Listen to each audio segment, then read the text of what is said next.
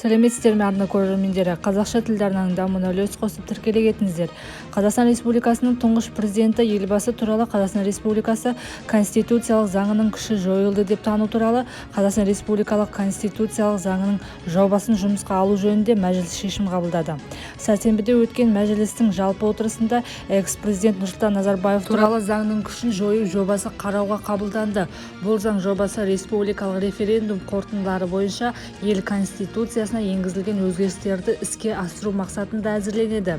Атап айтатын болсақ, биылғы 8 маусымдағы заң мен конституцияға енгізілген түзетулерге сәйкес Қазақстанның тұңғыш президентінің мәртебесі мен өкілеттілігі республика конституциясымен және конституциялық заңмен айқындалады деген норманы көздейтін ата заңның 46 бабы 4 тармағы алынып тасталды. Осыған байланысты бұл заң жобасымен құқықтық негіздің жоқтығын ескере отырып, тиісті конституциялық заңның күшін жою көзделеді, деді депутат Арман Қожахметов мәжілістің жалпы отырысында.